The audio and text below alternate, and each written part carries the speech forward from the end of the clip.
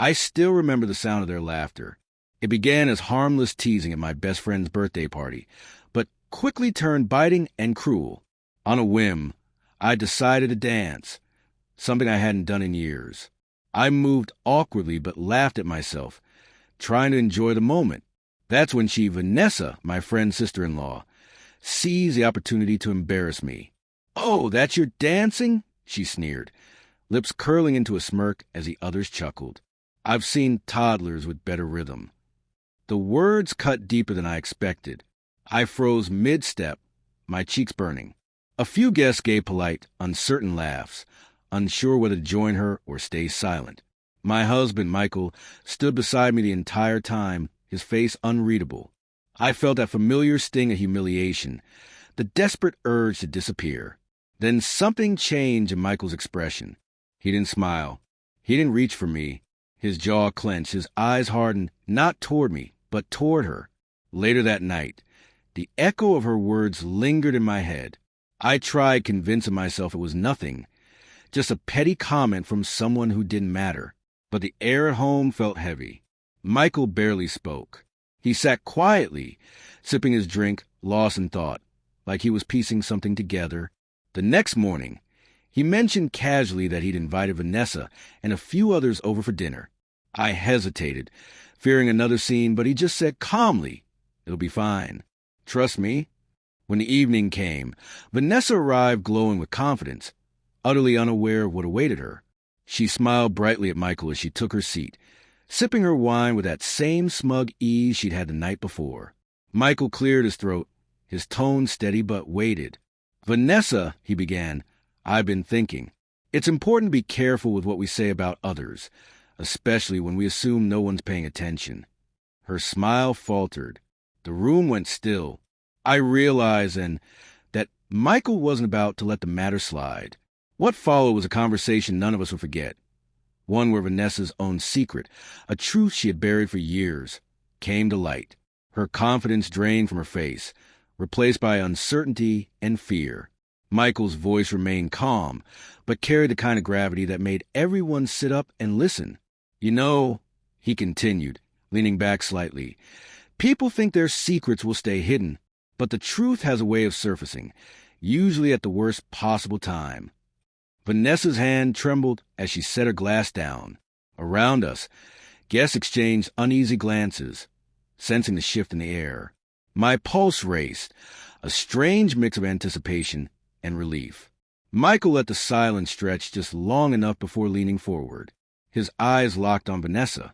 "Remember the charity event scandal a few years ago? The one with the missing donations?" Vanessa stiffened. I don't know what you're talking about," she stammered, her voice shaking. "I think everyone here deserves the truth," Michael replied evenly, "especially from someone who felt confident mocking another person last night. Because when you got skeletons of your own, laughter doesn't come so easily." The room went utterly silent. You could almost hear her heartbeat. Michael continued, his tone firm but controlled. "Vanessa, you were the one responsible for those missing funds. You covered it up, shifted the blame, and walked away as if no one would ever find out." Her face went pale. Shock replaced the arrogance that once sat there. Her lips parted, but no words came. The people who had laughed with her the night before now stared in disbelief. A strange sense of balance washed over me, not triumph, but justice. Michael had exposed her truth without raising his voice or humiliating her the way she had done to me. It wasn't revenge. It was accountability. Gasps rippled around the table. A few guests leaned in, whispering. Vanessa slumped in her chair, her composure shattered. For the first time, I didn't see her as a confident woman who would ridicule me, but as someone small, flawed, and human. The contrast between that night and the one before was stark. From laughter at my expense to silence at hers. The power dynamic had shifted, and in that moment, I felt something inside me realign, the scales of dignity restored. Vanessa said nothing for the rest of dinner. She barely touched her food, her eyes unfocused, lost in some far-off place. I sat beside Michael, brushing his hand lightly, a quiet thank you for the way he'd handled everything, calm, deliberate, and just. As the evening wound down, the guests slowly relaxed, whispering among themselves. Michael answered their cautious questions politely, never once gloating or lingering on her downfall. His restraint made it all the more powerful. For the first time since that humiliating night, I exhaled.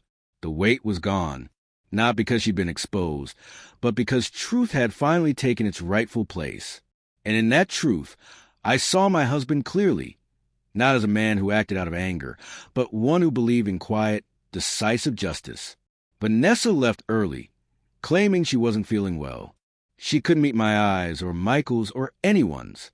I didn't feel anger, only closure. The balance had shifted, and that was enough. Later that night, the house was still. We sat together in the kitchen, the faint hum of the refrigerator filling the silence. "You didn't have to do that," I whispered. "I did," he replied softly. "You deserve that moment. Some lessons only stick when they're taught in front of others." I nodded. "I never want to feel that powerless again." "You won't," he said, taking my hand. "Not as long as I'm here." The peace I felt wasn't about revenge or winning. It was about watching truth stand firm and realizing that integrity still mattered in a world that often rewards cruelty. As we turned off the lights and went upstairs, I thought back to the laughter, the embarrassment, and the silence that followed. They were all part of the same story, one where humility returned, where justice spoke softly but clearly, and where I finally felt at ease in my own skin.